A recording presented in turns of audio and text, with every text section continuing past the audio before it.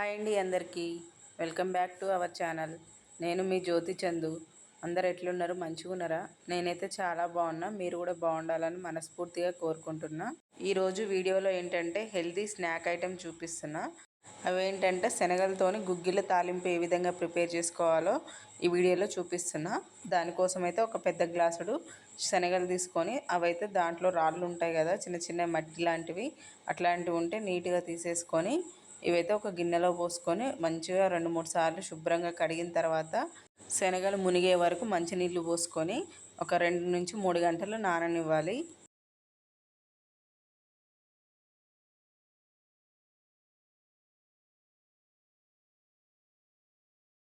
ఒక 2 గంటల తర్వాత మూత తీసి చూస్తే చూడండి శనగలు ఉబ్బి మంచిగా నానిన ఈ శనగల్ని ప్రెషర్ కుక్కర్లో వేసుకొని శనగలు మునిగే వరకు వాటర్ పోసుకోవాలి. మూత పెట్టి హై ఫ్లేమ్ మీద ఒక 3-4 విజిల్స్ వచ్చే వరకు ఈ శనగలు ఉడికించాలి.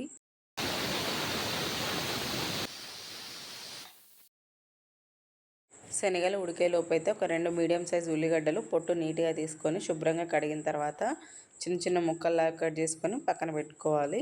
అదేవిధంగా 2 పచ్చిమిర్చి కూడా చిన్న చిన్న ముక్కల్లా కట్ చేసుకొని అవి కూడా పక్కన పెట్టేసుకోవాలి.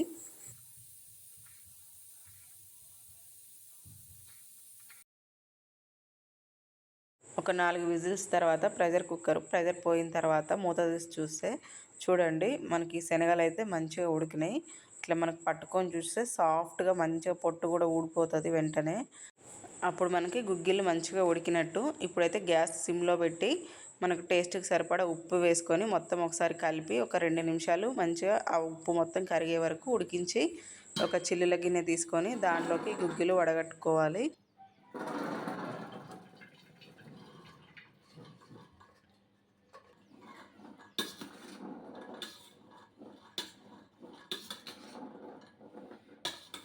ఉడికిన ఈ శనగల గుగ్గిలలో వాటర్ ఏం లేకుండా ఆరిన తర్వాత ఇప్పుడైతే తాలింపు వేసుకోవాలి. తాలింపు కోసం గ్యాస్ స్టవ్ ఆన్ చేసుకొని ఒక కళాయి పెట్టుకొని దాంట్లో ఒక 2 టేబుల్ స్పూన్ల ఆయిల్ వేసుకోవాలి. అందులోనే 1 స్పూన్ తాలింపు గింజలు కూడా వేసుకొని తాలింపు గింజలు కొంచెం వేగిన తర్వాత కట్ చేసి పక్కన పెట్టిన 2 పచ్చిమిర్చి ముక్కలు ఉన్నాయి కదా అవి, అదేవిధంగా ఉల్లిగడ్డ ముక్కలు కూడా వేసుకొని అన్నీ ఒకసారి మంచిగా కలిపిన తర్వాత ఒక 2 ఎండుమిర్చి కూడా 2 ముక్కల్లా కట్ చేసుకొని అందులో వేసుకొని మొత్తం మళ్ళీ ఒకసారి కలుపుకోవాలి. ఇవన్నీ కూడా మంచిగా మగ్గిన తర్వాత కొంచెం కరివేపాకు కూడా వేసుకొని కరివేపాకు కూడా కొంచెం చిటపట్లాడే విధంగా మంచిగా వేయించుకోవాలి. తర్వాత 1 టీ స్పూన్ పసుపు కూడా వేసుకొని పసుపు కూడా మొత్తం కలిసే విధంగా కలుపుకోవాలి. ఇది మొత్తం కూడా సిమ్లో పెట్టుకుంటే తాలింపు మనకు మాడిపోకుండా మంచిగా వేగుతాయి. అదేవిధంగా ఒక 5-6 వెల్లుల్లి రెబ్బలు పొట్టుతోనే కచ్చాపచ్చా దంచి తాలింపులో వేసుకుంటే మనకు శనగలకైతే టేస్ట్ చాలా బాగుంటుంది. ఇవన్నీ మంచిగా మగ్గిన తర్వాత ఆరబెట్టుకున్న శనగలు ఉన్నాయి కదా అవి అందులో వేసుకొని మొత్తం తాలింపు ఇవన్నీ మంచిగా కలిసే విధంగా కలుపుకోవాలి. అందులోనూ మనకు ఆల్రెడీ పచ్చిమిర్చి వెల్లుల్లి ఇవన్నీ వేసినాం కాబట్టి కొంచెం కారం ఉంటుంది. సో ఇంకా కొంచెం స్పైసీగా ఉండాలి అంటే కొంచెం ఎండు కారం వేసుకుంటే సరిపోతుంది. ఇవన్నీ వేసుకొని మంచిగా తాలింపు ఆ శనగలకు పట్టే విధంగా సిమ్లో కానీ మీడియం ఫ్లేమ్లో కానీ పెట్టుకొని మంచిగా కలుపుకోవాలి. అంతే, ఇంకా మనకు ఎంతో టేస్టీ అండ్ హెల్తీగా ఉండే శనగల గుగ్గిళ్ళ తాలింపు అయితే మనకు రెడీ అయింది. చూడండి మనకి ఈవినింగ్ స్నాక్స్ ఐటెం లాగా అయితే పిల్లలకైనా పెద్దవాళ్ళకైనా చాలా హెల్తీ ఈ శనగలు.